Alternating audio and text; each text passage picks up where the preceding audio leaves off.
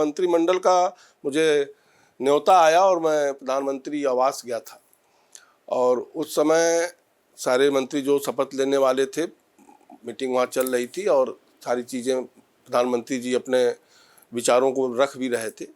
और अंत में तय हुआ कि दूसरे दिन ही काउंसिल की बैठक होगी और मेरे बेटी की शादी दूसरे दिन थी।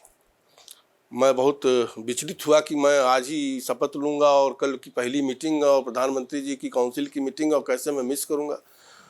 तो मैं थोड़ा परेशान था वहाँ। और तब तक 1 बाय 1 फ़ोटो की कार्यक्रम चल रही थी। प्रधानमंत्री जी सभी नवनिर्वाचित मंत्रियों के साथ फ़ोटो सिंगल सिंगल ले रहे थे। तो मैं BL संतोष जी से कहा कि सर और मेरी बेटी की शादी कल है और मीटिंग आ गई, मैं क्या करूं, मुझे समझ में नहीं आ रहा। तो उन्होंने कहा कि आप प्रधानमंत्री जी से बता दो। तो उस समय तो मुझे तो अभी पहला बार था और थोड़ा शपथ लेने के पहले ही छुट्टी में मांग रहा था, तो मैं अंदर से बड़ा गिल्टी फील कर रहा था। फिर भी मैं उनसे कहा कि सर वो कल मेरी बेटी की शादी है और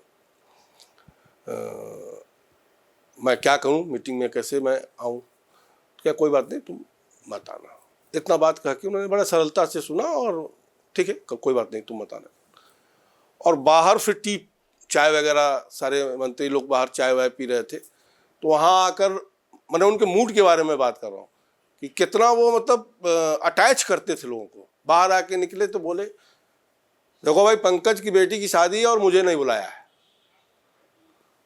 सारे जो मंत्रिमंडल के शपथ लेने वाले थे। तो ये एक बड़ा इमोशनल चीज़ें थी कि उन्होंने मोदी जी और मैं शादी का न्योता नहीं दिया, बाहर आके उसको एक मजाक के रूप में कह रहे हैं। मजाक मतलब कि देखो भाई, हमको नहीं बुलाया और इसकी बेटी की शादी है, कल ये नहीं आएगा।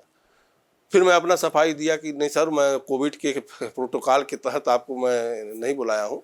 और तो ये चीज़ें एक बहुत ही दिल को छूने वाली बात होती है।